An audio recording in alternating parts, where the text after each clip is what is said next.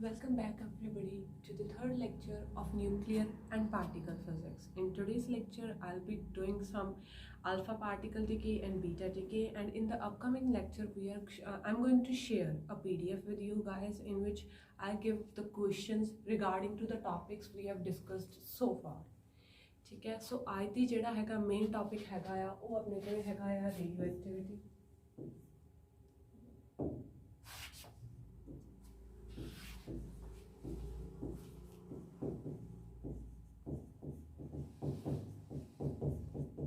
ਇਹ ਵਾਲੇ ਟੌਪਿਕ ਦੇ ਰਿਗਾਰਡਿੰਗ ਜਿਹੜੇ ਹੈਗੇ ਆ ਆਪਾਂ ਨੇ ਕੀ ਪੜ੍ਹਨਾ ਆ, ਆਪਾਂ ਨੇ ਇਹਦੇ ਨਾਲ ਰਿਲੇਟਡ ਅਲਫਾ ਡਿਕੇ ਪੜ੍ਹਨਾ ਆ, ਬੀਟਾ ਡਿਕੇ ਪੜ੍ਹਨਾ ਆ ਤੇ ਗਾਮਾ ਡਿਕੇ ਪੜ੍ਹਨਾ ਆ।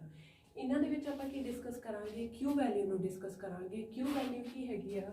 ਕਿਊ ਵੈਲਿਊ ਕੁਛ ਨਹੀਂ ਡਿਸਕ੍ਰਾਈਬ ਕਰਦੀ। ਕਿਊ ਵੈਲਿਊ ਬੇਸਿਕਲੀ ਹੈਗੀ ਆ ਐਨਰਜੀ ਪ੍ਰੋਡਿਊਸਡ ਡਿਊਰਿੰਗ ਅ ਰਿਐਕਸ਼ਨ, जो कि आप जड़ा है पिछली बार जड़ा है जिन्होंने आपने डेल्टा ई नाल जड़ा है रिप्रजेंट किया सी। याद करो जदों आप जड़ा है यूरेनियम का जड़ा है इक्वेशनस नूं डिस्कस किया सी तां उहदे विच आपने कहा सीगा कि reactant masses minus product masses into C square करके अपने को की आ जाती है टोटल एनर्जी प्रोड्यूस्ड आ जाती है in any absorption in any type of reaction that can be a fission reaction and fusion reaction. ਅੱਜ ਜਿਹੜਾ ਹੈਗਾ ਰੇਡੀਓ ਐਕਟੀਵਿਟੀ ਦੇ ਬੇਸਿਸ ਤੇ ਆਪਾਂ ਅਲਫਾ ਡਿਕੇ ਨੂੰ ਸਟੱਡੀ ਕਰਾਂਗੇ, ਬੀਟਾ ਡਿਕੇ ਨੂੰ ਸਟੱਡੀ ਕਰਾਂਗੇ ਤੇ ਉਹਨਾਂ ਦੇ ਲਈ ਜਿਹੜੀਆਂ ਹੈਗੀਆਂ ਕਿਊ ਵੈਲਿਊਜ਼ ਨੂੰ ਕੈਲਕੂਲੇਟ ਕਰਾਂ। ਉਹ ਤੁਹਾਡੇ ਸਿਲੇਬਸ ਦੇ ਵਿੱਚ ਦਿੱਤੀ ਹੋਈ ਹੈ ਤੇ ਆਪਾਂ ਨੇ ਜਿਹੜਾ ਹੈਗਾ ਅੱਜ ਦਾ ਜਿਹੜਾ ਰੇਡੀਓ ਐਕਟੀਵਿਟੀ ਦਾ ਚੈਪਟਰ ਹੈਗਾ ਇਹ ਆਪਾਂ ਕਿੱਥੋਂ ਸਟਾਰਟ ਕਰ ਰਹੇ ਹਾਂ। ਬੇਸਿਕਲੀ ਰੇਡੀਓ ਐਕਟੀਵਿਟੀ ਕੀ ਹੁੰਦੀ ਆ, ਸਾਨੂੰ ਪਤਾ ਆ ਕਿ ਨੇਚਰ ਦੇ ਵਿੱਚ ਕੁਝ ਇਹੋ ਜਿਹੇ ਮਟੀਰੀਅਲਸ ਪਾਏ ਜਾਂਦੇ ਹੈਗੇ ਆ ਜਿਹੜੇ ਆਪਣੇ ਆਪ ਡਿਸਇੰਟੀਗ੍ਰੇਟ ਹੁੰਦੇ ਰਹਿੰਦੇ ਆ। ਜਦੋਂ ਨੇਚਰ 'ਚੋਂ ਪਏ ਆ ਤਾਂ ਉਹਨਾਂ ਦੇ ਵਿੱਚੋਂ ਕੁਝ ਰੇਡੀਏਸ਼ਨ ਜਿਹੜੀਆਂ ਹੈਗੀਆਂ ਅਮਿਟ ਆਊਟ ਹੁੰਦੀਆਂ ਰਹਿੰਦੀਆਂ ਨੇ, ਉਹਨੂੰ ਆਪਾਂ ਕਹਿ ਦਿੰਦੇ ਆ ਰੇਡੀਓ ਐਕਟੀਵਿਟੀ। ਤੇ ਉਹ ਜਿਹੜੀ ਹੈਗੀ ਹੈ ਟੈਂਪਰੇਚਰ ਦੇ ਉੱਤੇ ਬਿਲਕੁਲ ਡਿਪੈਂਡ ਨਹੀਂ ਕਰਦੀ ਹੈਗੀ। ਰੇਡੀਓ ਐਕਟੀਵਿਟੀ ਆਪਣੇ ਕੋਲੇ ਮੰਨ ਲਓ ਨੇਚਰ ਦੇ ਵਿੱਚ ਜਿਹੜੇ ਹੈਗੇ ਆ ਇਨੀਸ਼ੀਅਲ ਟਾਈਮ ਦੇ ਉੱਤੇ, ਇਨੀਸ਼ੀਅਲ ਟਾਈਮ ਮੀਨਸ ਜਦੋਂ ਆਪਾਂ ਟਾਈਮ ਨੂੰ ਕੰਸੀਡਰ ਨਹੀਂ ਕੀਤਾ, t=0 ਦੇ ਉੱਤੇ ਅਗਰ ਆਪਣੇ ਕੋਲੇ n ਨॉट ਜਿਹੜੇ ਹੈਗੇ ਆ ਇਨੀਸ਼ੀਅਲ ਪਾਰਟੀਕਲਸ ਅਵੇਲੇਬਲ ਹੈਗੇ ਆ। ਉਸ ਤੋਂ ਬਾਅਦ ਕੀ ਹੋਇਆ, ਟਾਈਮ ਦੇ ਨਾਲ ਜਿਹੜਾ ਹੈਗਾ ਪਾਰਟੀਕਲਸ ਦੀ ਜਿਹੜੀ ਹੈਗੀ ਆ ਪਾਰਟੀਕਲਸ ਕੁਛ ਨਾ ਕੁਛ ਉਹ ਜਿਹੜੇ ਹੈਗੇ ਆ ਟਾਈਮ ਦੇ ਨਾਲ ਡਿਕੇ ਹੋਣਾ ਸਟਾਰਟ ਹੋ ਗਿਆ, dN/dt। ਤਾਂ ਇਹਨੂੰ ਆਪਾਂ ਨੈਗੇਟਿਵ ਸਾਈਨ ਦੇ ਨਾਲ ਲੈਂਦੇ ਆ -dN/dt। ਕਿਉਂਕਿ ਜਿਹੜੇ ਨੰਬਰ ਆਫ ਪਾਰਟੀਕਲਸ ਜਿਹੜੇ ਇਨੀਸ਼ੀਅਲੀ ਪ੍ਰੈਜ਼ੈਂਟ ਸੀ ਉਹ ਟਾਈਮ ਦੇ ਨਾਲ ਕੀ ਹੋ ਰਿਹਾ, ਉਹ ਘਟ ਰਹੇ ਆ। ਤਾਂ dN/-dt ਇਹ ਜਿਹੜੀ ਹੈਗੀ ਆ ਇਸ ਚੀਜ਼ ਨੂੰ ਆਪਾਂ ਜਿਹੜਾ ਹੈਗਾ ਕਿਸੇ ਚੀਜ਼ ਦੀ ਪ੍ਰੋਪੋਰਸ਼ਨੈਲਿਟੀ ਦੇ ਹਿਸਾਬ ਨਾਲ ਲੈਂਦੇ ਆ। ਆਪਾਂ ਲੈਂਦੇ ਹੈਗੇ ਕਿ ਇਹ ਚੀਜ਼ ਡਿਪੈਂਡ ਕਾਹਦੇ ਤੇ ਕਰਦੀ ਹੈਗੀ ਆ, ਠੀਕ ਹੈ। ਅਗਰ ਆਪਾਂ ਦੇਖੀਏ ਤਾਂ dN/dt ਜਿਹੜੀ ਹੈਗੀ ਆ ਉਹ ਡਿਪੈਂਡ ਕਰਦੀ ਹੈਗੀ ਆ ਕਿੰਨੇ number of particle initially present ਸੀਗੇ। ਤਾਂ dN/dt ਇਜ਼ ਪ੍ਰੋਪੋਰਸ਼ਨੈਲਿਟੀ ਟੂ n, ਜਿਹੜਾ ਕਾਂਸਟੈਂਟ ਆਫ ਪ੍ਰੋਪੋਰਸ਼ਨੈਲਿਟੀ ਆ ਇਹਨੂੰ ਆਪਾਂ ਲੈਮਡਾ ਨਾਲ ਰਿਪਲੇਸ ਕਰਦੇ ਆ। ਤਾਂ ਆਪਣੇ ਕੋਲੇ ਕਿੰਨੇ ਪਾਰਟੀਕਲ ਜਿਹੜੇ ਹੈਗੇ ਆ ਡਿਕੇ ਹੋ ਰਹੇ ਆ, ਕਿੱਦਾਂ ਦੀ ਡਿਕੇ ਹੈਗੀ ਆ ਰੇਡੀਓ ਐਕਟਿਵ ਮਟੀਰੀਅਲ ਦੀ, ਉਹ ਆਪਾਂ ਨੂੰ ਕਿਹੜੀ ਇਕੁਏਸ਼ਨ ਦੇ ਰਹੀ ਆ =λn।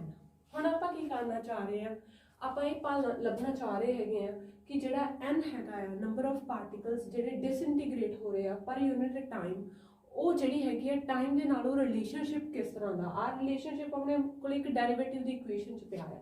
ਤਾਂ ਆਹ ਜਿਹੜਾ ਹੈਗਾ ਇਹਨੂੰ ਆਪਾਂ ਸੋਲਵ ਕਰਨ ਦੀ ਕੋਸ਼ਿਸ਼ ਕਰਦੇ ਹਾਂ। ਤਾਂ ਅਗਰ ਆਪਾਂ n ਨੂੰ ਇੱਧਰ ਲੈ ਕੇ ਚੱਲੀਏ ਆਈਏ ਤਾਂ ਇਹ ਕੀ ਹੋ ਗਿਆ, dN/n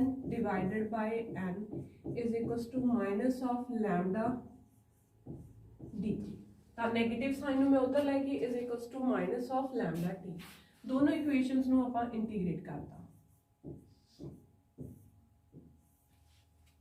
ਹੁਣ ਆਪਾਂ ਕੀ ਕਰਾਂਗੇ, ਇਸ ਇਕੁਏਸ਼ਨ ਨੂੰ ਇੰਟੀਗ੍ਰੇਟ ਕਰਾਂਗੇ। ਤਾਂ ਇਹ ਕੀ ਚੀਜ਼ ਆ ਗਈ, log of n -λt + c ਕੀ ਹੈਗਾ ਆਪਣੇ ਕੋਲੇ, c ਹੈਗਾ ਆਪਣੇ ਕੋਲੇ ਕਾਂਸਟੈਂਟ ਆਫ ਇੰਟੀਗ੍ਰੇਸ਼ਨ। ਤਾਂ ਹੁਣ ਆਪਾਂ c ਦੀ ਵੈਲਿਊ ਕੈਲਕੂਲੇਟ ਕਰਨੀ ਹੈ। c ਦੀ ਵੈਲਿਊ ਆਪਾਂ ਕੈਲਕੂਲੇਟ ਕਰਨ ਦੇ ਲਈ ਕੀ ਕਰਾਂਗੇ, c ਦੀ ਵੈਲਿਊ ਕੈਲਕੂਲੇਟ ਕਰਨ ਦੇ ਲਈ ਜਿਹੜੀ ਆਪਾਂ ਇਨੀਸ਼ੀਅਲ ਇਕੁਏਸ਼ਨ ਲੈ ਕੇ ਚੱਲੇ ਸੀ ਉਹਨੂੰ ਪੁੱਟ ਕਰਾਂਗੇ। ਤਾਂ ਆਪਾਂ ਕਿਹਾ ਸੀ ਕਿ ਕਿਸੇ ਵੀ ਰੇਡੀਓ ਐਕਟਿਵ ਮਟੀਰੀਅਲ ਨੂੰ ਅਗਰ ਆਪਾਂ टाइम t = 0 ਤੇ ਸਟੱਡੀ ਕਰਦੇ ਆ ਤਾਂ ਟੋਟਲ ਨੰਬਰ ਆਫ ਪਾਰਟੀਕਲ ਕਿੰਨੇ ਪ੍ਰੈਜ਼ੈਂਟ ਹੈਗੇ ਆ n नॉट ओवरऑल पार्टिकल जिन्ने भी उस सिस्टम ਦੇ ਵਿੱਚ ਸੀਗੇ। ਤਾਂ ਆਪਾਂ ਕੀ ਕੀਤਾ log of n is equals to minus of lambda t plus c।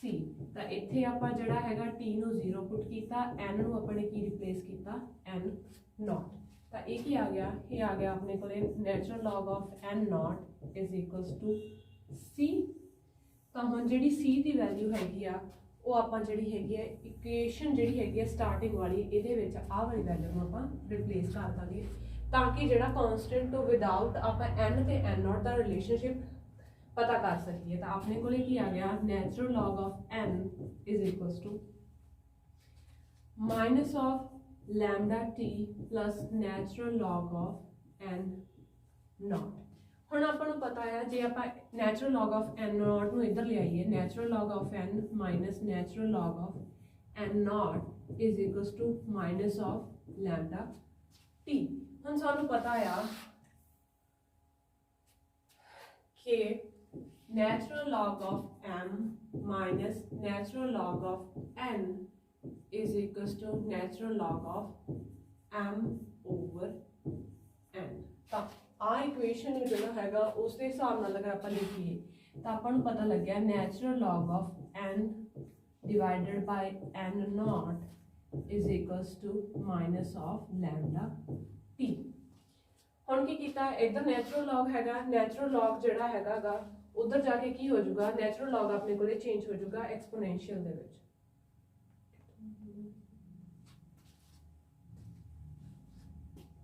ਤਾਂ ਆਪਣੇ ਕੋਲ ਇਕੁਏਸ਼ਨ ਕੀ ਆਈ ਸੀਗੀ natural log of n divided by n naught is equals to minus of lambda t। ਹੁਣ ਆਪਾਂ ਕੀ ਕੀਤਾ ਨੈਚੁਰਲ log ਉਧਰ ਜਾ ਕੇ ਐਕਸਪੋਨੈਂਸ਼ੀਅਲ ਚ ਚੇਂਜ ਹੋ ਗਿਆ ਤਾਂ ਆਪਣੇ ਕੋਲੇ ਕੀ ਆ ਗਿਆ n divided by n naught is equals to e raised to power minus lambda t। so n is equals to n naught times e raised to power minus lambda t। ਤਾਂ ਆਹ ਵਾਲੀ ਜਿਹੜੀ ਇਕੁਏਸ਼ਨ ਹੈ ਰਾਜੇ ਬਹੁਤ important equation ਹੈ। ਇਸ equation ਨੂੰ ਪਤਾ ਕਰ ਇਸ ਇਕੁਏਸ਼ਨ ਨੂੰ ਯੂਜ਼ ਕਰਕੇ ਆਪਾਂ ਪਤਾ ਕਰ ਸਕਦੇ ਹਾਂ ਕਿ ਕਿਸੇ ਵੀ ਗਿਵਨ ਟਾਈਮ t ਦੇ ਉੱਤੇ ਕਿੰਨੇ ਨੰਬਰ ਆਫ ਪਾਰਟੀਕਲਸ ਜਿਹੜੇ ਹੈਗੇ ਆ ਬਾਕੀ ਬਚਣਗੇ ਰੇਡੀਓ ਐਕਟਿਵ ਡਿਸਇੰਟੀਗ੍ਰੇਸ਼ਨ ਤੋਂ ਬਾਅਦ। ਉਸ ਤੋਂ ਬਾਅਦ ਨੈਕਸਟ ਇੰਪੋਰਟੈਂਟ ਟੌਪਿਕ ਆਉਂਦਾ ਆਪਣੇ ਕੋਲੇ ਹਾਫ ਲਾਈਫ ਦਾ। ਹਾਫ ਲਾਈਫ ਦੇ ਟੌਪਿਕ ਦੇ ਵਿੱਚ ਆਪਾਂ ਕੀ ਕਹਿੰਦੇ ਆ ਆਪਾਂ ਹਾਫ ਲਾਈਫ ਦੇ ਟਾਈਮ ਵਿੱਚ ਉਹ ਟਾਈਮ ਸਟੱਡੀ ਕਰਦੇ ਆ ਜਦੋਂ ਆਪਣੇ ਕੋਲੇ ਜਿਹੜੇ ਨੰਬਰ ਆਫ ਐਟਮਸ ਜਿਹੜੇ ਹੈਗੇ ਆ ਪ੍ਰੈਜ਼ੈਂਟ ਹੁੰਦੇ ਆ ਉਹ ਹਾਫ ਰਹਿ ਜਾਂਦੇ ਆ ਆਫ ਦਾ ਇਨੀਸ਼ੀਅਲ। ਤਾਂ ਆਪਾਂ ਕਿਹਾ ਸੀ ਕਿ ਇਨੀਸ਼ੀਅਲ ਅਗਰ ਆਪਣੇ ਕੋਲੇ n naught ਹੈਗੇ ਆ ਤਾਂ ਕਿਸੇ ਟਾਈਮ t ਦੇ ਉੱਤੇ ਉਹ ਕਿੰਨੇ ਰਹਿ ਜਿਹੜੇ ਹੈਗੇ ਆ ਇਹ n naught ਕਿੰਨੇ ਰਹਿ ਜਾਣਗੇ ਆਪਣੇ ਕੋਲੇ n naught divided by 2 that is half of n naught right। ਤਾਂ ਅਗਰ ਮੈਨੂੰ ਇੱਥੇ ਰਿਪਲੇਸ ਕਰਾਂ n ਦੀ ਜਗ੍ਹਾ ਮੈਂ ਕਿੰਨੇ ਰਹਿ ਗਏ ਮੇਰੇ ਕੋਲੇ n naught divided by 2 is equals to n naught e raised to power minus lambda t। ਤਾਂ n naught ਨਾਲ n naught कैंसिल हो गया ਤਾਂ इधर ਕੀ आ गया natural log of 1 by 2 is equals to minus of lambda t। ਹੁਣ ਉਸੇ ਤਰ੍ਹਾਂ ਜਿਹੜੀ ਆਪਾਂ ਸਟਾਰਟਿੰਗ ਚ ਇਕੁਏਸ਼ਨ ਲਿਖੀ ਸੀ m minus n natural log of 1 minus natural log of 2 is equals to minus of lambda t।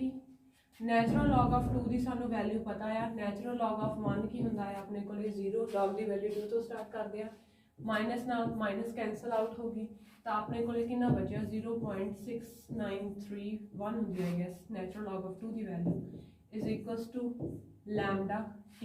t ਨੂੰ ਆਪਾਂ ਇੱਥੇ t ਹਾਫ ਲਿਖ ਲੈਂਦੇ ਆ ਕਿਉਂ ਕਿਉਂਕਿ ਆਪਾਂ ਪਾਰਟੀਕਲ ਆਪਾਂ ਗਾਸ ਨੂੰ ਸਟੱਡੀ ਕਰ ਰਹੇ ਆ ਹਾਫ ਲਾਈਫ ਟਾਈਮ ਪੀਰੀਅਡ ਨੂੰ। ਤਾਂ ਆਪਣੇ ਕੋਲੇ t ਹਾਫ ਦੀ ਵੈਲਿਊ ਕੀ ਆ ਗਈ ਜੀ 0.6931 divided by lambda। ਤਾਂ lambda ਦੀ ਵੈਲਿਊ ਤੁਹਾਨੂੰ ਪੇਪਰ ਦੇ ਵਿੱਚ ਗਿਵਨ ਹੋਊਗੀ ਤੁਹਾਨੂੰ ਕਿਸੇ ਵੀ पर्टिकुलर एटम ਦੇ ਲਈ ਜਾਂ ਕਿਸੇ ਸਿਸਟਮ ਦੇ ਲਈ ਜਿਹੜਾ ਹੈਗਾ टी ਹਾਫ ਕੈਲਕੂਲੇਟ ਕਰਨ ਲਈ ਪੁੱਛਿਆ ਜਾਊਗਾ ਜਿੱਥੇ ਕਿ ਜਿਹੜਾ ਹੈਗਾ ਉਹ ਤੁਹਾਨੂੰ ਵੈਲਿਊ ਦੇਣਗੇ ਆਪਣੇ ਲੈਮਡਾ ਦੀ। ਠੀਕ ਹੈ ਉਸ ਤੋਂ ਬਾਅਦ ਇੱਕ ਹੋਰ ਰਿਲੇਸ਼ਨਸ਼ਿਪ ਹੁੰਦਾ ਆ ਜਿਹਨੂੰ ਆਪਾਂ ਕਹਿ ਦਿੰਦੇ ਹੈਗੇ ਆ ਐਵਰੇਜ ਲਾਈਫ। ਆਪਾਂ ਇਹਦੀ ਜਿਹੜੀ ਹੈਗੀ ਹੈ ਡੈਰੀਵੇਸ਼ਨ ਦੇ ਵਿੱਚ ਨਹੀਂ ਜਾਵਾਂਗੇ ਬਿਕੋਜ਼ ਥੋੜਾ ਜਿਹਾ ਕੰਪਲੈਕਸ ਇੰਟੀਗ੍ਰੇਸ਼ਨ ਹੈਗੀ ਹੈ ਸਾਨੂੰ ਸਿਰਫ ਐਵਰੇਜ ਲਾਈਫ ਦਾ ਪੇਪਰ ਦੇ ਵਿੱਚ ਜਿਹੜੀ ਹੈਗੀ ਹੈ ਵੈਲਿਊ ਚਾਹੀਦੀ ਹੈ। ਠੀਕ ਹੈ ਤਾਂ ਐਵਰੇਜ ਲਾਈਫ ਨੂੰ ਜਿਹੜਾ ਹੈਗਾ ਟਾਊ ਨਾਲ ਰਿਪਰੈਜ਼ੈਂਟ ਕੀਤਾ ਜਾਂਦਾ ਹੈ।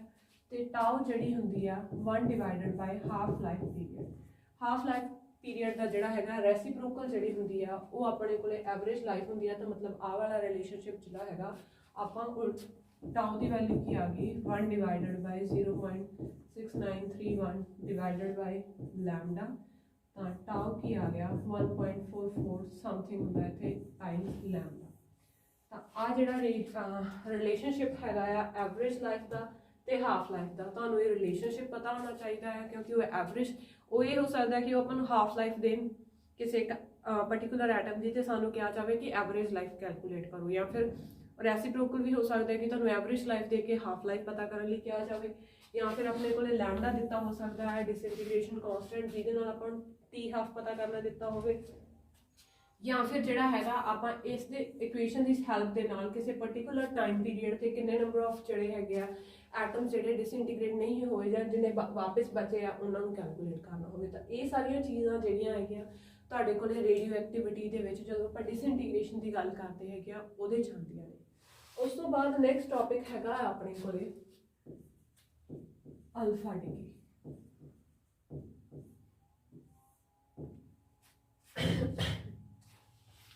ਅਲਫਾ ਡਿਕੇ ਜਿਹੜਾ ਹੈਗਾ ਅਲਫਾ ਡਿਕੇ ਦੇ ਨਾਲ ਰਿਲੇਟਡ ਆਪਣੇ ਕੋਲੇ ਕੀ ਚੀਜ਼ਾਂ ਆਪਾਂ ਪੇਪਰ ਦੇ ਵਿੱਚ ਡਿਸਕਸ ਕਰਾਂਗੇ। ਅਲਫਾ ਡਿਕੇ ਪਹਿਲੀ ਗੱਲ ਤਾਂ ਹੁੰਦਾ ਕੀ ਹੈ, ਠੀਕ ਹੈ ਜੀ।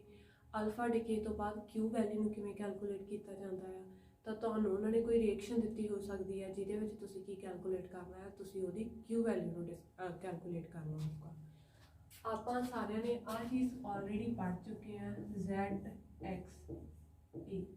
ਹੁਣ ਇਹਦੇ 'ਚ ਮੈਨੂੰ ਦੁਬਾਰਾ ਦੱਸਣ ਦੀ ਲੋੜ ਨਹੀਂ ਹੈਗੀ ਕਿ ਇਹਦੇ 'ਚ ਮਾਸ ਨੰਬਰ ਕਿਹੜਾ ਹੈ, ਇਹਦੇ 'ਚ ਅਟੋਮਿਕ ਨੰਬਰ ਕਿਹੜਾ ਹੈ, ਇਲੈਕਟ੍ਰੋਨ ਕਿੱਦਾਂ ਪਤਾ ਕਰਦੇ ਹੈਗੇ ਆ, ਇਹਦੇ 'ਚ ਨਿਊਟਰੋਨ ਕਿੱਦਾਂ ਪਤਾ ਕਰਦੇ ਹੈਗੇ ਆ। ਕੱਲ੍ਹ ਜਿਹੜੀ ਮੈਂ ਤੁਹਾਨੂੰ PDF ਸ਼ੇਅਰ ਕਰੂੰਗੀ ਉਹਦੇ 'ਚ ਇਹਦੇ ਨਾਲ ਰਿਲੇਟਡ ਕੁਝ ਕੁਐਸਚਨਸ ਹੋਣਗੇ ਜਿਹੜੇ ਕਿ ਤੁਹਾਡੇ ਕੋਲ ਐਕਸਪੈਕਟਡ ਕੁਐਸਚਨਸ ਆਈ ਵੁੱਡ ਸੇ ਕਿ ਹੋ ਸਕਦੇ ਆ ਕਿ ਤੁਸੀਂ ਤੁਹਾਨੂੰ ਉਹਨਾਂ ਨੇ ਕੋਈ ਐਟਮ ਦਿੱਤਾ ਆ ਉਹਦੇ 'ਚ number of electron find out ਕਰਨ ਦੀ ਕੋਸ਼ਿਸ਼ ਕਰੋ, ਜਾਂ ਉਹਦੇ 'ਚ ਨਿਊਟਰੋਨਸ ਨੂੰ ਕਿੱਦਾਂ ਕੈਲਕੂਲੇਟ ਕਰਾਂਗੇ। ਤਾਂ ਉਹ ਸਾਰੀ ਚੀਜ਼ ਜਿਹੜੀ ਹੈਗੀ ਆ ਪਲੀਜ਼ ਇਸ ਚੀਜ਼ ਨੂੰ ਇੱਕ ਵਾਰੀ ਰਿਵਾਈਜ਼ ਕਰ ਲਿਆ ਜਾਵੇ, ਹੈ ਨਾ। ਉਸ ਤੋਂ ਬਾਅਦ ਆਉਂਦੇ ਆਪਾਂ ਅਲਫਾ ਡਿਕੇ ਤੇ। ਅਲਫਾ ਡਿਕੇ ਦੇ ਵਿੱਚ ਪਹਿਲਾਂ ਆਪਾਂ ਇੱਕ ਛੋਟੀਆਂ ਕਲਾਸਾਂ ਦੇ ਵਿੱਚ ਇੱਕ ਜਿਹੜਾ ਹੈਗਾ ਐਕਸਪੈਰੀਮੈਂਟ ਪੜ੍ਹਿਆ ਸੀ ਕਿ ਇੱਕ ਕੈਵਿਟੀ ਨੂੰ ਲਿਆ ਗਿਆ ਸੀ, ਉਸ ਕੈਵਿਟੀ 'ਚੋਂ ਨਿਕਲਣ ਵਾਲੀ ਜਿਹੜੀ ਰੇਡੀਏਸ਼ਨ ਸੀ ਉਹਨੂੰ ਇਲੈਕਟ੍ਰਿਕ ਫੀਲਡ 'ਚ ਰੱਖਿਆ ਹੁੰਦਾ।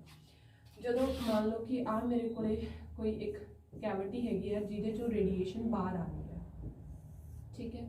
ਤਾਂ ਉਹਨਾਂ ਕੀ ਓਬਜ਼ਰਵ ਕੀਤਾ, ਜਦੋਂ ਇਹਨੂੰ ਆਪਾਂ ਇਲੈਕਟ੍ਰਿਕ ਫੀਲਡ ਦੇ ਵਿੱਚ ਰੱਖਿਆ, ਮੰਨ ਲਓ ਇਧਰਲੇ ਪਾਸੇ ਪੋਜ਼ਿਟਿਵ ਸੀਗਾ, ਇਸ ਸਾਈਡ ਜਿਹੜਾ ਹੈਗਾ ਨੈਗੇਟਿਵ ਸੀ, ਤਾਂ ਉਹਨਾਂ ਨੇ ਇਹ ਚੀਜ਼ ਨੂੰ ਓਬਜ਼ਰਵ ਕੀਤਾ ਕਿ ਕੁਝ ਰੇਡੀਏਸ਼ਨ ਜਿਹੜੀ ਹੈਗੀ ਆ ਉਹ ਜਿਹੜਾ ਪੋਜ਼ਿਟਿਵ ਟਰਮੀਨਲ ਹੈ ਉਹਦੀ ਤਰਫ ਡਿਫਲੈਕਟ ਹੋਈ ਹੈ, ਕੁਝ ਜਿਹੜੀ ਹੈਗੀ ਆ ਨੈਗੇਟਿਵ ਟਰਮੀਨਲ ਆ ਉਹਦੀ ਤਰਫ ਡਿਫਲੈਕਟ ਹੋਈ ਹੈ, ਤੇ ਕੁਝ ਰੇਡੀਏਸ਼ਨ ਜਿਹੜੀ ਹੈਗੀ ਆ ਉਹਦੇ ਵਿੱਚ ਆਪਣੇ ਕੋਲੇ ਨੋ ਡਿਫਲੈਕਸ਼ਨ ਸੀ।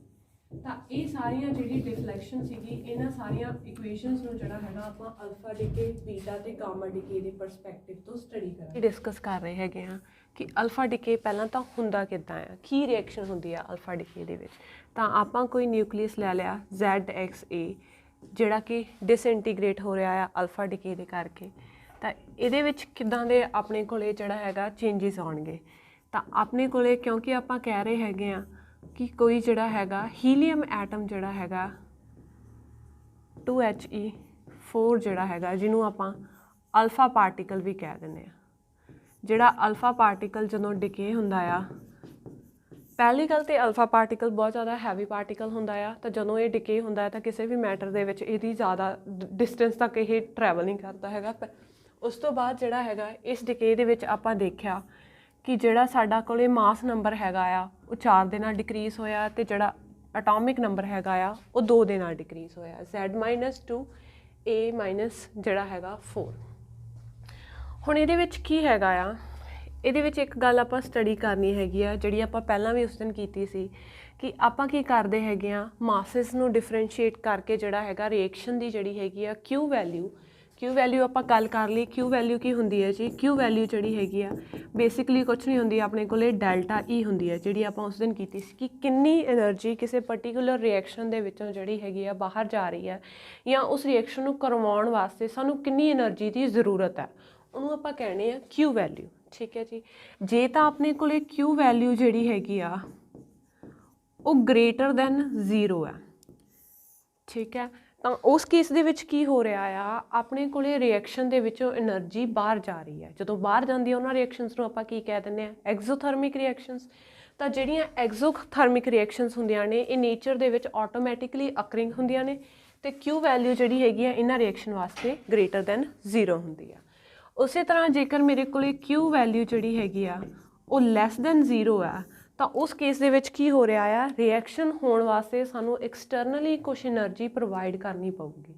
ਠੀਕ ਹੈ, ਤਾਂ ਇਹ ਰਿਐਕਸ਼ਨ ਜਿਹੜੀਆਂ ਹੈਗੀਆਂ ਨੇਚਰ ਦੇ ਵਿੱਚ ਅਕਰਿੰਗ ਨਹੀਂ ਹੁੰਦੀਆਂ ਨੇ, ਤਾਂ ਇਹ ਵੈਲਿਊ ਜਿਹੜੀ ਹੈਗੀ ਆ ਲੈਸ ਦੈਨ 0 ਜਿਹੜੀ ਹੈਗੀ ਆ ਦਰਸਾਉਂਦੀ ਹੈ ਕਿ ਇਹ ਰਿਐਕਸ਼ਨ ਜਿਹੜੀ ਹੈਗੀ ਆ ਸਪੌਂਟੇਨੀਅਸ ਨਹੀਂ ਹੈਗੀ। ਜਿੰਨਾ ਚਿਰ ਅਸੀਂ ਬਾਹਰੋਂ એનર્ਜੀ ਦੇਈ ਜਾਵਾਂਗੇ ਉਹਨਾਂ ਟਾਈਮ ਉਹ ਰਿਐਕਸ਼ਨ ਹੋਊਗੀ, ਜਦੋਂ ਆਪਾਂ એનર્ਜੀ ਦੇਣੀ ਬੰਦ ਕਰਤੀ ਰਿਐਕਸ਼ਨ ਨਹੀਂ ਹੋਊਗੀ। ਤਾਂ ਫॉर ਦਿਸ ਵੈਰੀ ਰੀਜ਼ਨ ਆਪਾਂ ਜਿਹੜੀ ਹੈਗੀ ਆ ਕਿਸੇ ਵੀ ਰਿਐਕਸ਼ਨ ਦੇ ਵਾਸਤੇ Q ਵੈਲਿਊ ਨੂੰ ਜਿਹੜਾ ਹੈਗਾ ਕੈਲਕੂਲੇਟ ਕਰਦੇ ਆ। ਤਾਂ ਆਪਾਂ Q ਵੈਲਿਊ ਨੂੰ ਕੈਲਕੂਲੇਟ ਕਰਨ ਵਾਸਤੇ ਪਹਿਲਾਂ ਕੀ ਕੀਤਾ ਸੀਗਾ, ਆਪਾਂ ਕਿਹਾ ਸੀਗਾ ਕਿ ਜਿਹੜੇ ਇਹਨਾਂ ਦੇ ਮਾਸਿਸ ਹੈਗੇ ਆ, ਰਿਐਕਟੈਂਟ ਦਾ ਮਾਸਿਸ ਮਾਈਨਸ ਪ੍ਰੋਡਕਟ ਦਾ ਮਾਸਿਸ, ਇਹਨਾਂ ਨੂੰ ਆਪਾਂ ਜਿਹੜਾ ਹੈਗਾ ਡਿਫਰੈਂਸ਼ੀਏਟ ਕਰ ਲੈਂਦੇ ਆ। ਰਿਐਕਟੈਂਟ ਕੀ ਹੈਗਾ ਇੱਥੇ, mass of X minus mass of Y minus mass of helium atom into C² ਜਿਹੜੀ ਹੈਗੀ ਆ ਇਹ ਆਪਣੇ ਕੋਲੇ Q ਦੇ ਰਹੀ ਆ। ਇੱਥੋਂ ਤੱਕ ਆ ਚੀਜ਼ ਆਪਾਂ ਪਹਿਲਾਂ ਕਰ ਚੁੱਕੇ ਹੈਗੇ ਆ ਕਿ ਜਿਹੜਾ ਮਾਸਿਸ ਹੈਗਾ ਉਹਨਾਂ ਨੂੰ ਡਿਫਰੈਂਸ਼ੀਏਟ ਕਰਦੇ ਆ, ਤੇ ਜਿਹੜਾ ਰਹਿੰਦਾ ਹੋਇਆ ਮਾਸ ਹੈਗਾ ਉਹ એનર્ਜੀ ਦੀ ਫਾਰਮ ਦੇ ਵਿੱਚ ਕਨਵਰਟ ਹੋ ਜਾਂਦਾ ਹੈ। ਇਸ ਕੇਸ ਦੇ ਵਿੱਚ ਕੀ ਹੋ ਰਿਹਾ, ਆ ਸਾਰੇ ਮਾਸਿਸ ਆਪਣੇ ਕੋਲੇ ਨਿਊਕਲੀਅਸ ਦੇ ਮਾਸਿਸ ਨੇ। ਉਸ ਦਿਨ ਜੇ ਕਿ ਅਸੀਂ ਜਨਰਲੀ ਕਿਹੜੇ ਮਾਸਿਸ ਨੂੰ ਮੇਜਰ ਕਰਦੇ ਆ, ਅਸੀਂ ਮੇਜਰ ਕਰਦੇ ਆ ਜੀ ਅਟੋਮਿਕ ਮਾਸਿਸ। ਠੀਕ ਹੈ, ਤਾਂ M of X ਕੀ ਹੈ ਇੱਥੇ ਮੇਰੇ ਕੋਲ ਨਿਊਕਲੀਅਰ ਮਾਸ, ਬਟ ਮੈਨੂੰ ਕੀ ਚਾਹੀਦਾ ਹੈਗਾ ਗਾ ਉਹਦਾ ਅਟੋਮਿਕ ਮਾਸ। ਤਾਂ ਆਪਾਂ ਅਗਰ ਦੇਖੀਏ ਤਾਂ Q ਵੈਲਿਊ ਆਪਾਂ ਕਾਹਦੇ ਨਾਲ ਲੈ ਕੇ ਚੱਲ ਰਹੇ ਹੈਗੇ ਆ, M of X minus M of Y minus mass of helium atom into C²। ਹੁਣ ਮੈਨੂੰ ਚਾਹੀਦਾ ਹੈਗਾ ਗਾ ਟੋਟਲ ਮਾਸ, ਜਿਹਨੂੰ ਮੈਂ ਕੈਪੀਟਲ M of X ਨਾਲ ਡਿਨੋਟ ਕਰ ਰਹੀ ਹਾਂ। M of X ਕੀ ਹੈਗਾ, ਮੇਰੇ ਕੋਲ ਟੋਟਲ ਮਾਸ ਹੈਗਾ ਆ ਕਿਸੇ ਪਰਟੀਕੂਲਰ ਐਟਮ ਦਾ। ਠੀਕ ਹੈ, ਹੁਣ ਮੈਂ ਦੇਖਾਂ ਤਾਂ ਕਿਸੇ ਵੀ ਐਟਮ ਦੇ ਵਿੱਚ ਟੋਟਲ ਮਾਸ ਕਾਹਦੇ ਇਕੁਅਲ ਹੋਊਗਾ। ਅਗਰ ਮੇਰੇ ਕੋਲ ਆ ਕੋਈ ਐਟਮ ਹੈ ਤਾਂ ਆ ਐਟਮ ਦਾ ਨਿਊਕਲੀਅਸ ਨੇ, ਆ ਇਹਦੇ ਆਸ-ਪਾਸ ਇਲੈਕਟ੍ਰੋਨ ਨੇ। ਜੇ ਮੈਂ ਇਹਦਾ ਟੋਟਲ ਮਾਸ ਕੈਲਕੂਲੇਟ ਕਰਨਾ ਹੈ ਤਾਂ ਮਤਲਬ ਮੈਨੂੰ ਮਾਸ ਆਫ ਨਿਊਕਲੀਅਸ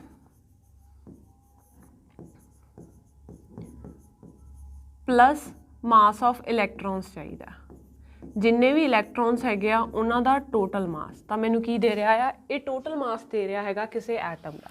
ਤਾਂ ਅਗਰ ਮੈਂ M of X ਐਟਮ ਦੀ ਗੱਲ ਕਰਾਂ ਤਾਂ ਇਹਨੂੰ ਮੈਂ ਕਿੱਦਾਂ ਲਿਖਿਆ ਸੀ, ZXA। ਦੈਟ ਮੀਨਸ ਕਿ ਕਿੰਨੇ ਇਲੈਕਟ੍ਰੋਨਸ ਹੈਗੇ ਆ ਇਹਦੇ ਵਿੱਚ, Z। ਇਹ ਗੱਲ ਆਪਾਂ ਪਹਿਲਾਂ ਵੀ ਕਰ ਚੁੱਕੇ ਹਾਂ ਕਿ ਜਿੰਨੇ ਨੰਬਰ ਆਫ ਪ੍ਰੋਟੋਨਸ ਹੋਣਗੇ ਉਨੇ ਨੰਬਰ ਆਫ ਇਲੈਕਟ੍ਰੋਨਸ ਹੋਣਗੇ। ਜੇਕਰ ਮੇਰੇ ਕੋਲ Z ਨੰਬਰ ਆਫ ਪ੍ਰੋਟੋਨਸ ਨੇ ਦੈਟ ਮੀਨਸ ਮੇਰੇ ਕੋਲ Z ਨੰਬਰ ਆਫ ਇਲੈਕਟ੍ਰੋਨਸ ਵੀ ਹੈਗੇ ਆ ਸਿਸਟਮ ਦੇ ਵਿੱਚ। ਤਾਂ M of X ਕੀ ਹੋ ਗਿਆ ਮੇਰੇ ਕੋਲੇ, ਸਮਾਲ mx। ਇਹ ਕੀ ਹੈਗਾ ਗਾ, ਮਾਸ ਆਫ ਨਿਊਕਲੀਅਸ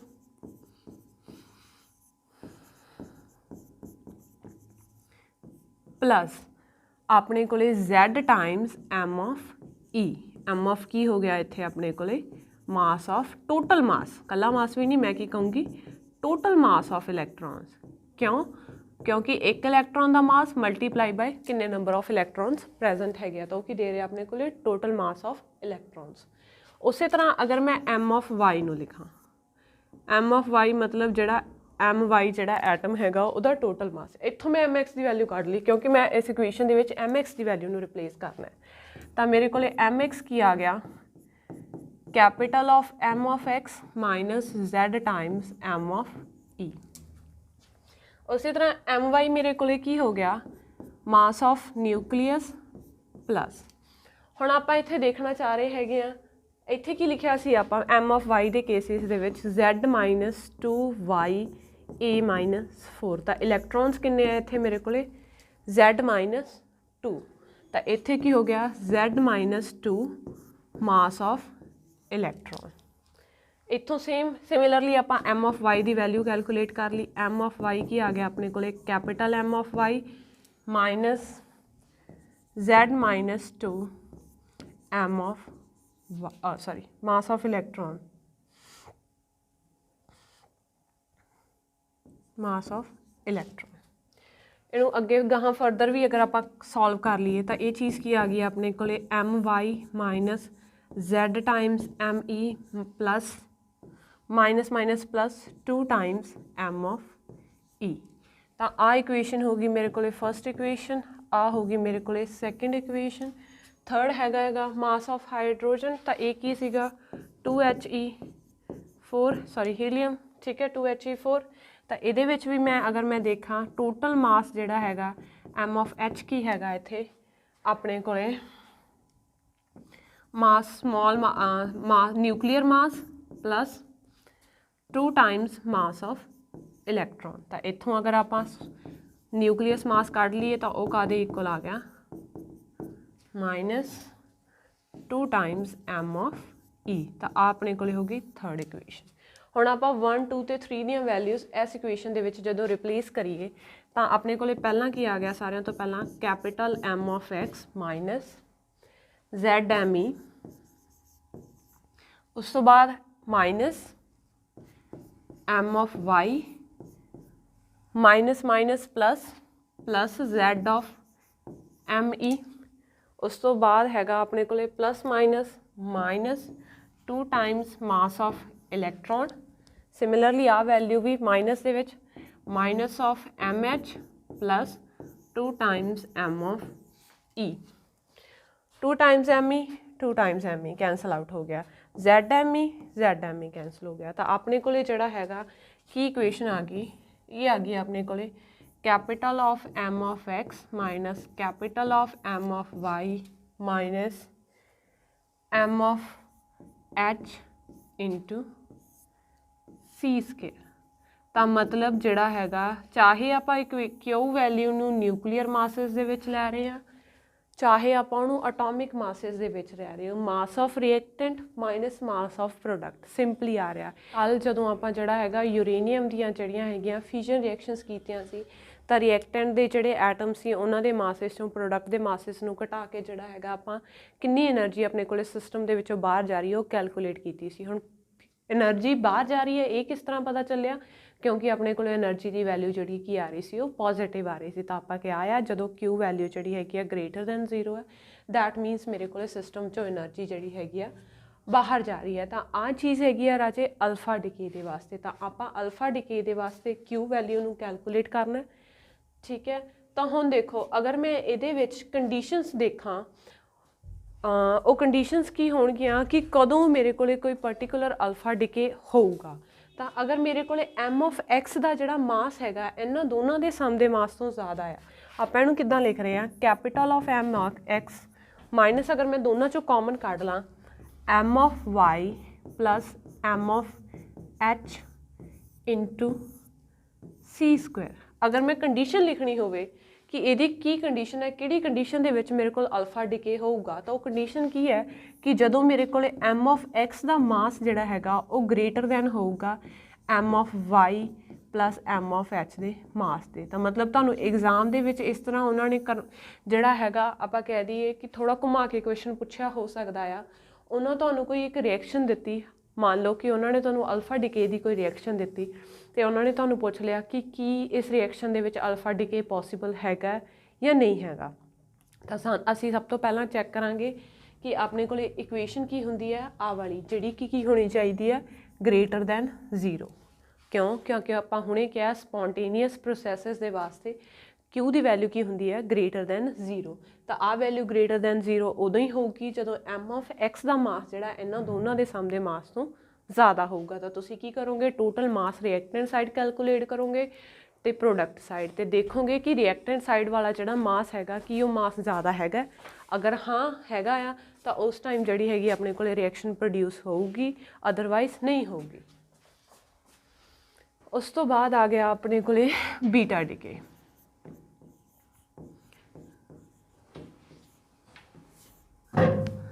ਬੀਟਾ ਡਿਕੇ ਦੇ ਵਿੱਚ ਆਪਣੇ ਕੋਲ ਬੀਟਾ ਡਿਕੇ ਜਿਹੜਾ ਹੈਗਾ ਉਹ ਦੋ ਤਰ੍ਹਾਂ ਦਾ ਹੁੰਦਾ ਆ, ਠੀਕ ਹੈ। ਇਹਨੂੰ ਆਪਾਂ ਜਿਹੜਾ ਹੈਗਾ ਬੀਟਾ ਪੋਜ਼ਿਟਿਵ ਡਿਕੇ ਅਤੇ ਜਿਹੜਾ ਹੈਗਾ ਬੀਟਾ ਨੈਗੇਟਿਵ ਡਿਕੇ ਵੀ ਕਹਿੰਦੇ ਆ, ਠੀਕ ਹੈ। ਇਸ ਤੋਂ ਇਲਾਵਾ ਇੱਕ ਹੋਰ ਚੀਜ਼ ਹੁੰਦੀ ਹੈ ਜਿਹਨੂੰ ਆਪਾਂ ਕਹਿ ਦਿੰਦੇ ਹਾਂ ਇਲੈਕਟ੍ਰੋਨ ਕੈਪਚਰ। ਇਲੈਕਟ੍ਰੋਨ ਕੈਪਚਰ ਦੇ ਵਿੱਚ ਕੀ ਹੁੰਦਾ ਆ, ਆਪਣੇ ਸਿਸਟਮ ਦੇ ਵਿੱਚ ਬਾਹਰੋਂ ਕੋਈ ਇਲੈਕਟ੍ਰੋਨ ਸਟ੍ਰਾਈਕ ਕਰਦਾ ਤੇ ਆਪਣਾ ਜਿਹੜਾ ਰਿਐਕਟੈਂਟ ਜਾਂ ਪ੍ਰੋਡਕਟ ਵਾਲੀ ਸਾਈਡ ਹੁੰਦੀ ਆ ਉਹ ਕੀ ਕਰਦੀ ਆ, ਉਸ ਇਲੈਕਟ੍ਰੋਨ ਨੂੰ ਕੈਪਚਰ ਕਰ ਲੈਂਦੀ ਹੈ। ਠੀਕ ਹੈ, ਤਾਂ ਸਭ ਤੋਂ ਪਹਿਲਾਂ ਅਗਰ ਮੈਂ ਗੱਲ ਕਰਾਂ ਬੀਟਾ ਪੋਜ਼ਿਟਿਵ ਡਿਕੇ ਦੀ, ਠੀਕ ਹੈ, ਤਾਂ ਬੀਟਾ ਪੋਜ਼ਿਟਿਵ ਡਿਕੇ ਹੋ ਰਿਹਾ ਆ। ਡਿਕੇ ਤੋਂ ਸਾਨੂੰ ਇੰਨਾ ਗੱਲ ਕਲੀਅਰ ਹੋ ਗਈ ਕਿ ਕੋਈ ਐਟਮ ਹੈਗਾ ਜਿਹਦੇ 'ਚੋਂ ਕੋਈ ਪ੍ਰੋਡਕਟਸ ਬਾਹਰ ਜਾਣਗੇ। ਠੀਕ ਹੈ, ਤਾਂ ਡਿਕੇ ਹੋ ਰਿਹਾ ਆ। ਡਿਕੇ ਦੇ ਵਿੱਚ ਕੀ ਹੈਗਾ, ਮੰਨ ਲਓ Z of X of A ਹੈ, ਜਿਹੜਾ ਕਿ ਮੈਨੂੰ ਕੁਛ ਡਿਕੇ ਹੋ ਕੇ ਮੰਨ ਲਓ ਕੋਈ Y ਦੇ ਰਿਹਾ ਆ। ਠੀਕ ਹੈ, ਅਤੇ ਮੈਂ ਇੱਥੇ ਬੀਟਾ ਪੋਜ਼ਿਟਿਵ ਦੀ ਗੱਲ ਕਰ ਰਹੀ ਹਾਂ। ਪੋਜ਼ਿਟਿਵ ਦਾ ਮਤਲਬ ਕੀ ਹੈਗਾ, ਮੇਰੇ ਕੋਲ ਇੱਥੇ ਇੱਕ ਪੋਜ਼ਿਟਰੋਨ ਜਿਹੜਾ ਹੈਗਾ ਉਹ ਬਾਹਰ ਨਿਕਲ ਰਿਹਾ ਹੈ।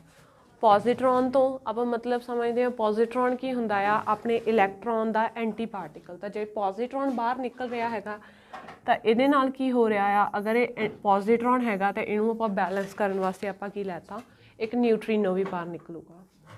ਆਹ ਚੀਜ਼ ਅਗਰ ਸਮਝ ਨਹੀਂ ਲੱਗੀ ਇਸ ਪਰਟੀਕੂਲਰ ਸਟੈਪ ਦੇ ਉੱਤੇ ਤਾਂ ਕੋਈ ਗੱਲ ਨਹੀਂ ਰਾਜੇ, ਆਪਾਂ ਇਸ ਤੋਂ ਬਾਅਦ ਜਿਹੜੇ ਹੈਗੇ ਐਲੀਮੈਂਟਰੀ ਪਾਰਟੀਕਲਸ ਪੜ੍ਹਾਂਗੇ। ਐਲੀਮੈਂਟਰੀ ਪਾਰਟੀਕਲਸ ਦੇ ਵਿੱਚ ਆਪਾਂ ਸਟੱਡੀ ਕਰਾਂਗੇ ਕਿ ਨਿਊਟਰੀਨੋ ਜਿਹੜੇ ਹੈਗੇ ਆ ਕਿਉਂ ਰਿਐਕਸ਼ਨ 'ਚੋਂ ਬਾਹਰ ਨਿਕਲਦੇ ਆ, ਅਤੇ ਮੈਂ ਕਿੱਦਾਂ ਕਹਿਤਾ ਕਿ ਇੱਥੇ ਨਿਊਟਰੀਨੋ ਬਾਹਰ ਨਿਕਲੂਗਾ, ਐਂਟੀ ਨਿਊਟਰੀਨੋ ਨਹੀਂ ਨਿਕਲੂਗਾ। ਬੇਸਿਕਲੀ ਕੀ ਹੁੰਦਾ ਆ, ਇੰਨੀ ਗੱਲ ਮੈਂ ਤੁਹਾਨੂੰ ਇੱਥੇ ਸ਼ੇਅਰ ਕਰਨਾ ਚਾਹੂੰਗੀ ਕਿ ਜਿਹੜਾ 1E0 ਹੈਗਾ ਆ, ਇਹਨੂੰ ਆਪਾਂ ਕਹਿੰਦੇ ਆ ਪੋਜ਼ਿਟਰੋਨ। ਠੀਕ ਹੈ, ਤਾਂ ਜਿਹੜਾ ਪੋਜ਼ਿਟਰੋਨ ਹੈਗਾ ਆ ਉਹ ਇੱਕ ਐਂਟੀ ਪਾਰਟੀਕਲ ਹੈ। ਦੈਟ ਮੀਨਸ ਕਿ ਉਹ ਜਿਹੜੇ ਲੈਪਟੋਨਸ ਹੁੰਦੇ ਆ, ਲੈਪਟੋਨਸ ਦੇ ਵਿੱਚ ਜਿਹੜਾ ਹੈਗਾ ਲੈਪਟੋਨਿਕ ਨੰਬਰ ਇਹਦਾ -1 ਹੋਊਗਾ। ਤਾਂ ਇੱਧਰਲੇ ਪਾਸੇ ਇਸ ਚੀਜ਼ ਨੂੰ 0 ਕਰਨ ਦੇ ਲਈ ਮੈਂ ਕੀ ਕਰ ਰਹੀ ਹਾਂ, ਇੱਕ ਨਿਊਟਰੀਨੋ ਬਾਹਰ ਕੱਢ ਰਹੀ ਹਾਂ, ਜਿਹੜਾ ਅਗੇਨ ਇੱਕ ਫਰਮੀਓਨ ਹੈ ਅਤੇ ਜਿਹਦਾ ਲੈਪਟੋਨਿਕ ਨੰਬਰ ਕੀ ਹੈ, +1 ਹੈ। ਤਾਂ ਆਹ ਚੀਜ਼ ਜਿਹੜਾ ਹੈਗਾ ਸਿਰਫ ਰਿਐਕਸ਼ਨ ਨੂੰ ਬੈਲੈਂਸ ਕਰ ਰਿਹਾ ਹੈ। ਵਾਪਸ ਆ ਗਏ ਇੱਥੇ। ਹੁਣ ਦੇਖੋ, ਅਗਰ ਇੱਥੇ +1 ਜਿਹੜਾ ਹੈਗਾ ਕੋਈ ਚੀਜ਼ ਜਿਹੜੀ ਹੈਗੀ ਆ +1 ਲੈ ਰਹੀ ਹੈ, ਅਤੇ ਇੱਥੇ ਮੈਨੂੰ Z ਹੈ। ਇੱਧਰ ਅਗਰ ਮੇਰੇ ਕੋਲ Z ਹੈਗਾ ਆ ਤਾਂ ਇੱਥੇ ਇੱਕ +1 ਪਿਆ, ਤਾਂ ਮਤਲਬ ਮੈਨੂੰ ਇੱਥੇ Z ਦੇ ਵਿੱਚ ਕੁਛ -1 ਕਰਨਾ ਪਊਗਾ। Z -1 +1, ਤਾਂ ਇੱਥੇ ਕੀ ਰਹਿ ਗਿਆ ਆਪਣੇ ਕੋਲੇ, Z ਰਹਿ ਗਿਆ। ਜਿਵੇਂ ਪਿਛਲੀ ਰਿਐਕਸ਼ਨ ਦੇ ਵਿੱਚ ਕੀ ਕੀਤਾ ਸੀ ਆਪਾਂ, ZXA, ਤਾਂ ਇੱਥੇ ਕੀ ਕੀਤਾ ਸੀ ਆਪਾਂ, Z -2 Y, ਅਤੇ ਇੱਥੇ ਕੀ ਸੀ 2HE4, ਤਾਂ ਇੱਥੇ ਜਿਹੜਾ -2 ਅਤੇ +2, ਤਾਂ ਕਿ ਰਿਐਕਸ਼ਨ ਜਿਹੜੀ ਹੈਗੀ ਆ Z ਦਾ Z ਬੈਲੈਂਸ ਰਵੇ। ਸਿਮਿਲਰਲੀ ਇਸ ਕੇਸ ਦੇ ਵਿੱਚ ਹੋ ਰਿਹਾ ਆ, ਅਗਰ ਇੱਥੇ +1 ਹੈਗਾ ਤਾਂ ਇੱਥੇ ਕੀ ਨਿਕਲ ਰਿਹਾ ਹੈ ਆਪਣੇ ਕੋਲ, Z -1। ਇਹ ਇੱਧਰ A ਸੀ, ਇੱਧਰ ਕੁਛ ਨਹੀਂ ਹੈਗਾ, ਤਾਂ ਇਹਦੇ ਮਤਲਬ ਕਿ ਇੱਥੇ ਕੀ ਨਿਕਲ ਰਹੀ ਹੈ ਆਪਣੇ ਕੋਲ, ਇਹਦੇ ਵਿੱਚ ਕੋਈ ਚੇਂਜ ਨਹੀਂ ਆ ਰਿਹਾ, ਇਹ ਆਪਣੀ ਐਜ਼ ਇਟ ਇਜ਼ ਰਹਿ ਰਹੀ ਹੈ। ਤਾਂ ਹੁਣ ਆਪਾਂ ਇੱਥੇ ਕੀ ਡਿਸਕਸ ਕਰਾਂਗੇ, ਆਪਾਂ ਸੇਮ ਇਸੇ ਰਿਐਕਸ਼ਨ ਦੇ ਵਾਸਤੇ ਵੀ ਕੀ ਕੈਲਕੂਲੇਟ ਕਰਨੀ ਆ, ਹੁਣ ਆਪਾਂ Q ਵੈਲਿਊ ਕੈਲਕੂਲੇਟ ਕਰਨੀ ਹੈ।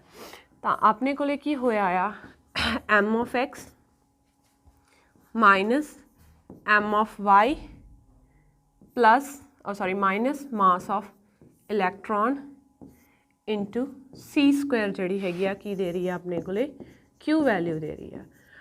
ਜਿਹੜਾ ਰਾਜੇ ਪੋਜ਼ਿਟਰੋਨ ਨਿਕਲਿਆ ਆ ਇਹ ਸਿਰਫ ਐਂਟੀ ਲੈਪਟੋਨ ਹੈ, ਇਹਦਾ ਮਾਸ ਜਿਹੜਾ ਹੈਗਾ ਉਹ ਇਲੈਕਟ੍ਰੋਨ ਦੇ ਜਿੰਨਾ ਹੀ ਹੁੰਦਾ ਆ, ਬਸ ਇਹਦੇ 'ਤੇ ਜਿਹੜਾ ਚਾਰਜ ਹੈਗਾ ਆ ਉਹ ਇਲੈਕਟ੍ਰੋਨ ਦੇ ਆਪੋਜ਼ਿਟ ਹੁੰਦਾ ਹੈ, ਤਾਂ ਮਤਲਬ ਇਹਦੇ 'ਤੇ ਇੱਕ ਯੂਨਿਟ ਜਿਹੜਾ ਹੈਗਾ ਪੋਜ਼ਿਟਿਵ ਚਾਰਜ ਹੁੰਦਾ ਹੈ। ਹੁਣ ਆਪਾਂ ਆ ਰਿਐਕਸ਼ਨ ਨੂੰ ਲਿਆ, ਸਿਮਿਲਰਲੀ ਆਪਾਂ ਜਿੱਦਾਂ ਪਹਿਲਾਂ ਕੀਤਾ ਆ, M of X ਕੀ ਆ ਗਿਆ ਮੇਰੇ ਕੋਲੇ, capital of M of X minus Z Times mass of electron. Similarly ਆ ਚੀਜ਼ ਕੀ ਆ ਗਈ, M of Y ਮੇਰੇ ਕੋਲ ਕੀ ਆ ਗਿਆ, capital of M of Y minus Z -1 mass of electron. ਦੋਨੋਂ ਚੀਜ਼ਾਂ ਨੂੰ ਮਾਸ of electron as it is ਪਿਆ, ਦੋਨੋਂ ਚੀਜ਼ਾਂ ਨੂੰ ਮੈਂ ਇੱਥੇ ਰਿਪਲੇਸ ਕਰਤਾ, ਇਹਨੂੰ ਆਪਾਂ ਦੇਤਾ ਸੀ 1 ਅਤੇ 2 ਤੋਂ। ਤਾਂ ਆਪਣੇ ਕੋਲ ਰਿਜ਼ਲਟ ਕੀ ਆ ਰਿਹਾ ਹੈਗਾ ਇੱਥੇ, M of X ਨੂੰ ਮੈਂ ਰਿਪਲੇਸ ਕੀਤਾ, capital of M of X minus Z Times M of E minus ਆਹ ਵਾਲੀ ਚੀਜ਼ ਐਜ਼ ਇਟ ਇਜ਼ ਆ ਗਈ, M of Y minus minus plus ਹੋ ਗਿਆ, Z -1 ME, Z -1 M of E minus of M of E into C square। खोल लिया reaction में, M of X minus Z times M of E minus of M of Y plus Z times M of E minus of ME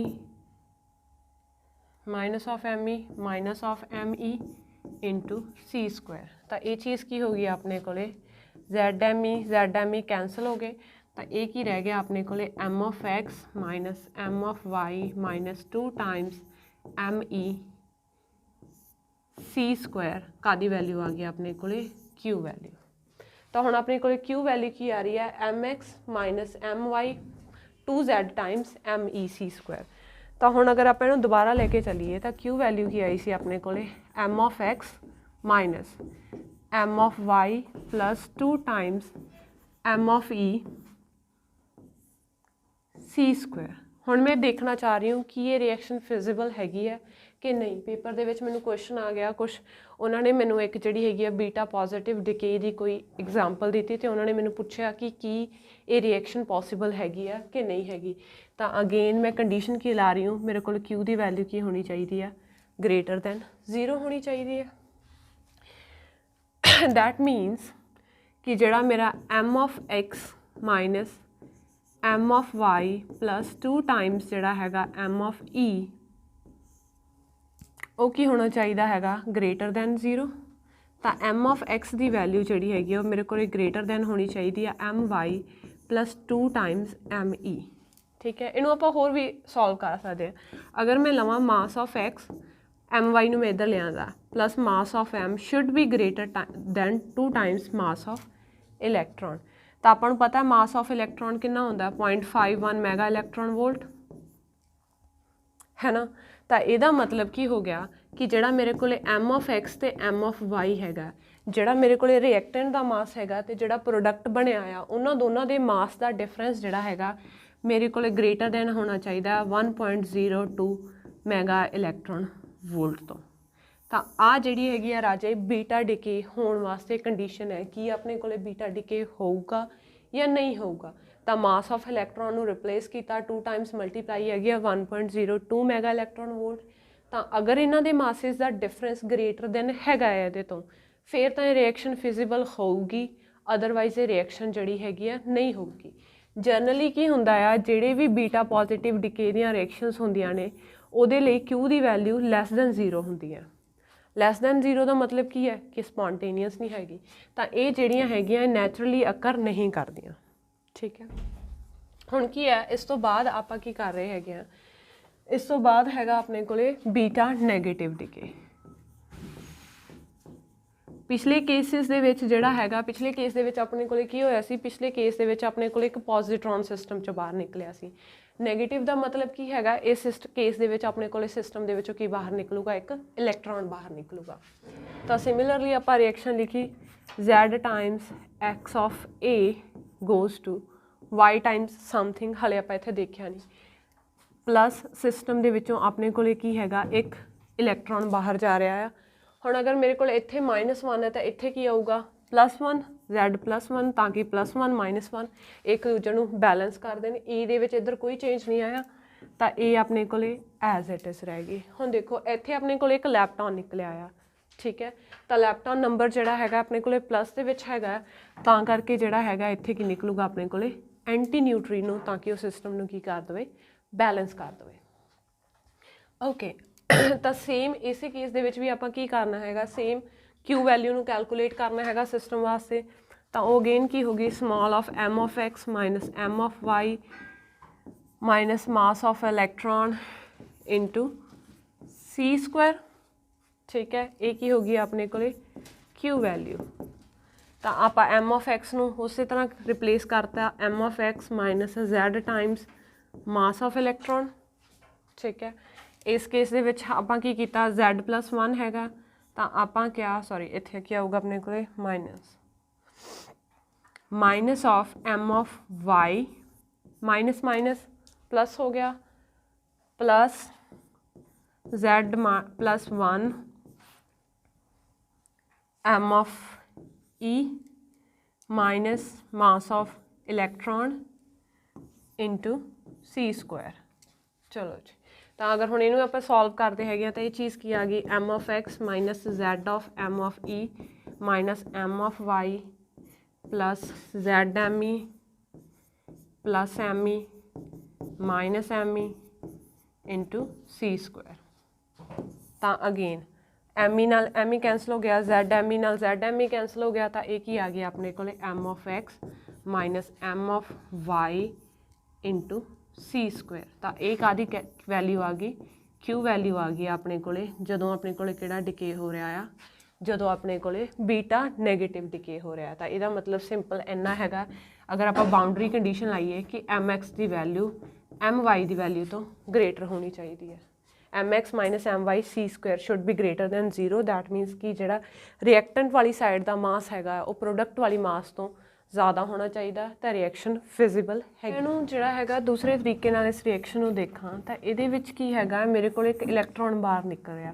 that means कि मेरा जोड़ा neutron हैगा आ proton plus electron plus जोड़ा हैगा anti neutrino the which break down हो रहा है। तो आपां नूं पता है कि न्यूट्रॉन का प्रोटॉन दे विच जिहड़ा टुटना हैगा आ वो नॉर्मली देखा जाता है। दैट मीनस कि क्यू जिहड़ी वैल्यू हैगी वो ग्रेटर दैन जीरो हैगी आ कदों, बीटा नैगेटिव डिके वेले। तो आपां की देखिया बीटा पॉजिटिव डिके वेले क्यू की वैल्यू जिहड़ी हैगी आ वो अपने कोले लैस दैन जीरो हुंदी है, तां करके वो नेचर च पाई नहीं जाती।